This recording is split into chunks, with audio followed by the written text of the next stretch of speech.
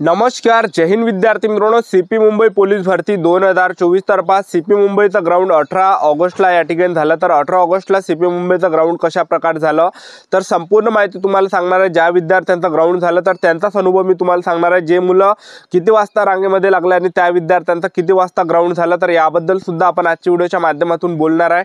त्याचबरोबर डॉक्युमेंट कोणकोणते त्या ठिकाणी लागत आहे सीपी मुंबई ग्राउंडच्या अंदर, त्याचबरोबर एका दिवशी किती मुलं या ठिकाणी येत आहे, त्याचबरोबर या ठिकाणी स्पाइक बूट अलाउड आहे की नाही आहे याबद्दल सुद्धा आपण बोलणार आहे. पहिला इव्हेंट कोणता होता, पहिला इव्हेंट झाल्यावर किती मिनिटाचा या ठिकाणी आपल्याला रेस्ट भेटत आहे, किती वेळपर्यंत आपल्याला या ठिकाणी टाइम भेटत आहे. ठीक आहे, पहिला इव्हेंट झाल्यानंतर दुसऱ्या इव्हेंटसाठी.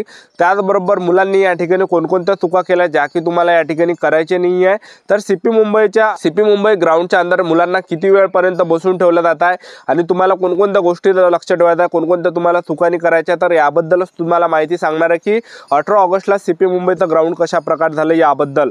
तर आजचा व्हिडिओ खूप महत्त्वाचा होणार आहे. व्हिडिओ शेवटपर्यंत बघा आणि व्हिडिओला आताच लाईक करा. नमस्कार विद्यार्थी मित्रांनो, माझी नोकरी कॉर्नर यूट्यूब चॅनलवर मी गोपाल अनखळे तुमचं सर्वांचं सहर्ष स्वागत करतो.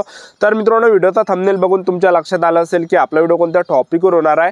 व्हिडिओ सुरू करण्याच्या आधी आपल्या यूट्यूब चॅनलला सबस्क्राईब करा, जेणेकरून प्रत्येक भरतीची अपडेट तुमच्यापर्यंत सर्वात आधी पोहोचेल आणि जास्त करून सीपी मुंबई पोलीस भरतीच्या रिलेटेड जास्त व्हिडिओ आपल्या चॅनलवर अपलोड करत असतो. तर पहा विद्यार्थी मित्रांनो, त्या ठिकाणी ज्या बॅच बनत आहे, एक सकाळी 5 वाजताची बॅच आहे, त्याचबरोबर सकाळी 7 वाजताची बॅच आहे, सकाळी 9 वाजताची बॅच आहे, सकाळी 11 वाजताची बॅच आहे. तर ह्या बॅच आहे, त्यानंतर दुपारची एक 2 वाजताची बॅच आहे.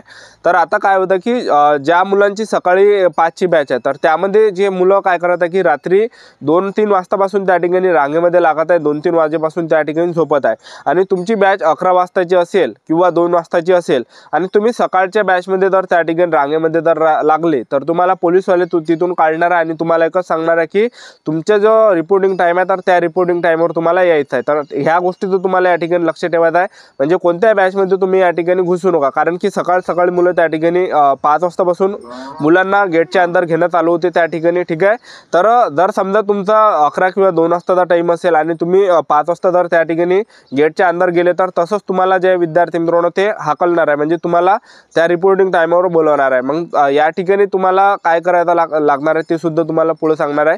तर पहा, आज जे ग्राउंड झालं 18 ऑगस्टला, तर ज्या विद्यार्थ्यांचं ग्राउंड होतं तर सर्वात अगोदर त्यांना गेटच्या अंदर या ठिकाणी एंट्री दिली 5 वाजतापासून एंट्री दिल्या जात आहे. सगळ्यात अगोदर ते हॉल तिकीटच चेक करत आहे. वरतं तुम्हाला हॉल तिकीटच ठेवायचे आहे आणि आधार कार्ड तुम्ही वरतं ठेवा, बाकी काही नाही. ठीक आहे, आणि फोटो वगैरे राहू द्या 2.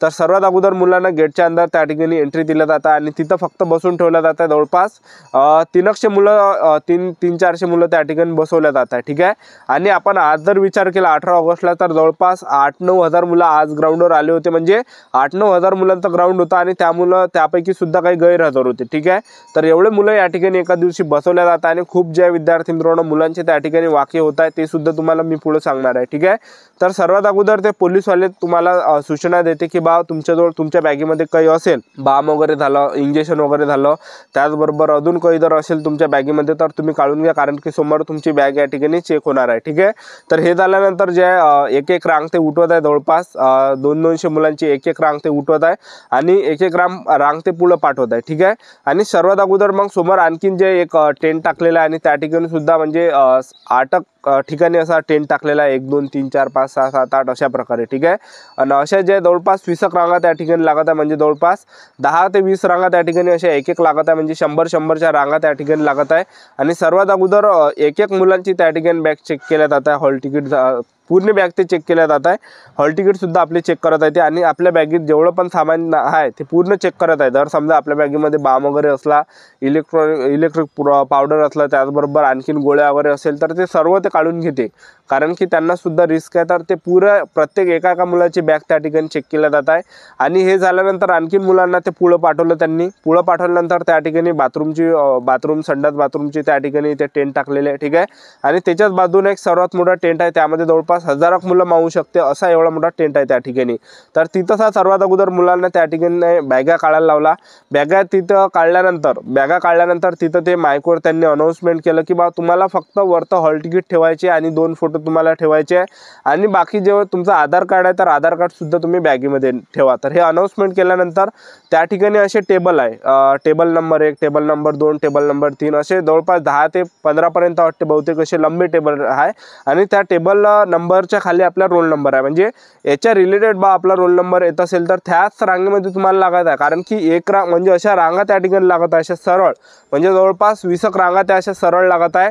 आणि तुम्हाला सांगतो तिथल्या पोलिसांना विचारा की मी कोणत्या टेबल नंबरवर या ठिकाणी राहू, कारण की कसं आहे त्या रोल नंबरच्या प्रमाणे त्या ठिकाणी आपलं जे हॉल तिकीटवर ते शिक्का वगैरे दिला जातं। आणि तुम्ही जर दुसऱ्या रांगेमध्ये लागले, तुम्ही जर समजा दुसऱ्या रांगेमध्ये लागले, समजा 200-300 मुलांच्या रांगेमध्ये लागले आणि 200-300 मुलांचा नंबर लागला त्या ठिकाणी आणि तुमचा नंबर लागला त्या ठिकाणी आणि तुमचा जर त्या रोल नंबर नसला, तुम्ही जर दुसऱ्या रांगेत असले तर तुम्हाला तिथून उठवणार आहे आणि तुम्हाला दुसऱ्या रांगेमध्ये पाठवणार आहे आणि तिथं आणखीन तुम्हाला जास्त वेळपर्यंत थांबून लागणार आहे। तर जवळपास विद्यार्थी मित्रांनो प्रत्येक ठिकाणी 3-3, 4-4 तास मुलांना उभं ठेवलं जात आहे, 2-2, 3-3 घंटे बसून ठेवलं जात आहे। एवढा वाका त्या ठिकाणी होता की मी तुम्हाला या ठिकाणी सांगू नाही शकत। खूप म्हणजे त्रास मुलांना त्या ठिकाणी होत आहे। जवळपास 6 ते 8 घंटे कंपल्सरी प्रत्येक मुलांना बसवलं जातं आणि त्यापेक्षा जास्त काही मुलांना बसून ठेवलं जात आहे। जेवढा लेट येत आहे तेवढा लेटपर्यंत त्या मुलांना बसून ठेवलं जात आहे। तर हे झाल्यानंतर ते टेबल नंबरवर जे विद्यार्थी मित्रांनो ते एक शिक्का वगैरे देते टेबल नंबरवर, त्याचबरोबर फोटो आपला चिपकवत त्या ठिकाणी आणि साईन घेते। ते झाल्यानंतर आणखीन मुलांना 2-3 घंटे थांबवते। आणखीन त्या ठिकाणी काय होतं, उंची होत आहे।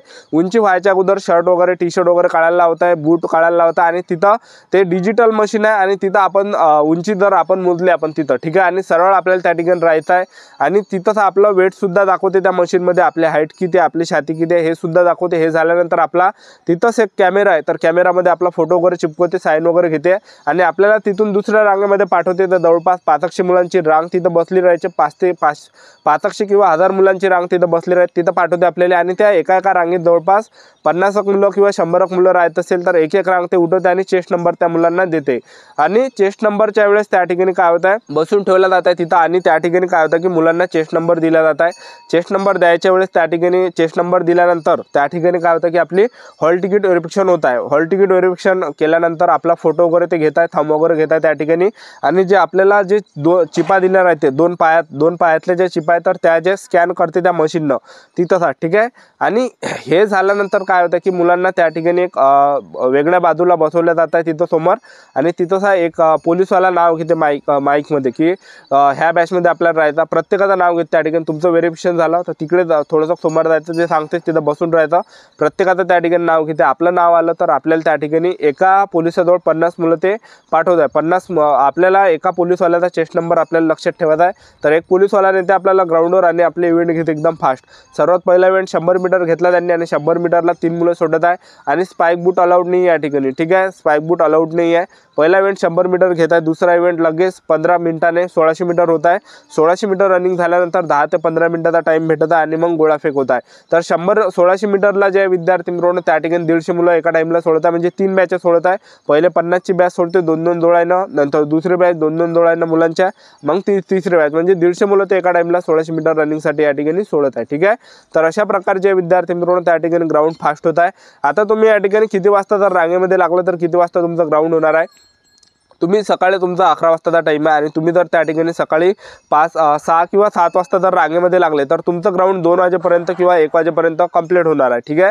आणि तुमचा जर रिपोर्टिंग टाइम 11 किंवा 9चा असेल, 11 किंवा 2चा असेल आणि तुम्ही जर समजा या ठिकाणी रांगेमध्ये 12 वाजता जर दुपारचे लागले किंवा 11 वाजता जर दुपारचे लागले तर 4-5 वाजेपर्यंत तुमचं या ठिकाणी ग्राउंड होणार आहे, ठीक आहे। तर आता तुम्हाला या ठिकाणी ठरवायचं आहे की आपल्याला कोणत्या रांगेमध्ये या ठिकाणी जायचं आहे।